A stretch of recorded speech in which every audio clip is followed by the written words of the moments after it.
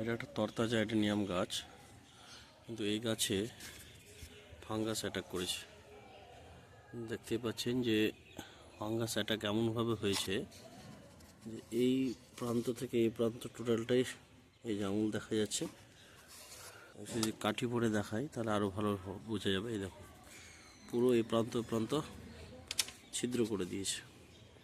তো এখন যেটা করণীয়, ভেতর থেকে নোংরাগুলোকে বার করে নিতে হবে। আমি নোংরাগুলোকে যতটা পারছি পরিষ্কার করে নেব, এবং পরিষ্কার করার পর আমরা এখানে ফাঙ্গিসাইড প্রলেপ করে দেব।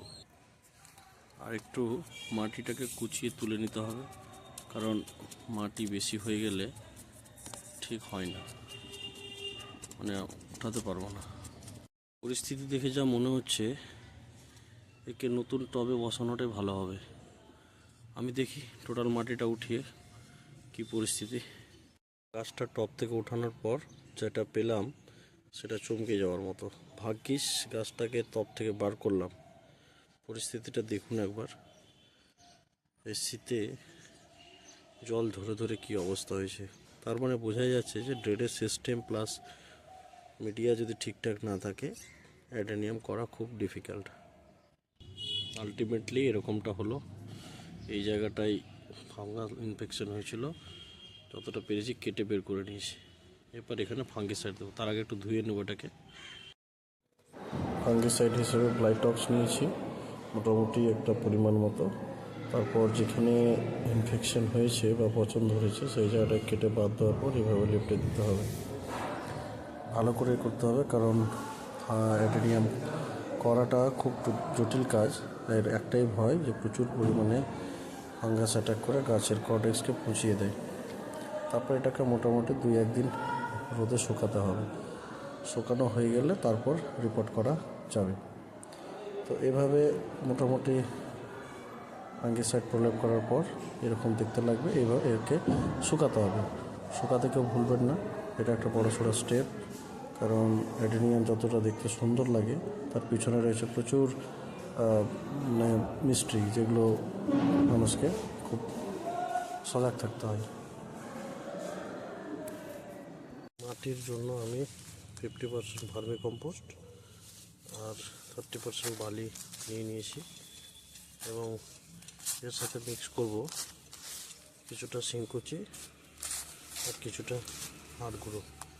সেটা 1 চামচ করে করলেও হবে, কারণ মাটিটা অ্যাডেনিয়ামের জন্য অত্যন্ত গুরুত্বপূর্ণ। কারণ অ্যাডেনিয়াম হচ্ছে বালিতে হয়, ওই জন্য একে মরুগোলাপও বলা হয়। তাহলে তাকে সেরকম মরুভূমির মতো মাটি দিতে পারলে অ্যাডেনিয়াম ভালো থাকে এবং ফুল বেশি।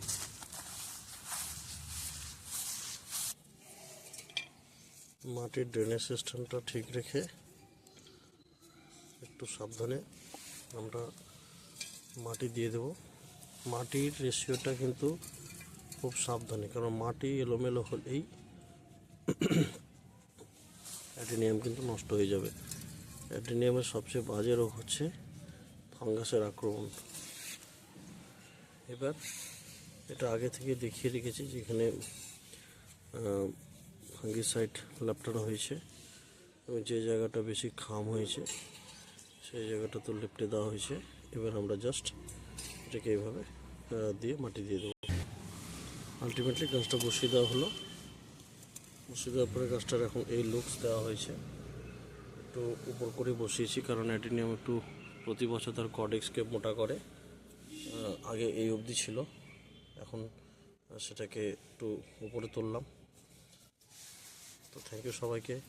যদি ভিডিওটি ভালো লাগে, যদি কিছু ইনফরমেটিভ মনে হয়, like, comment, share. Thank you.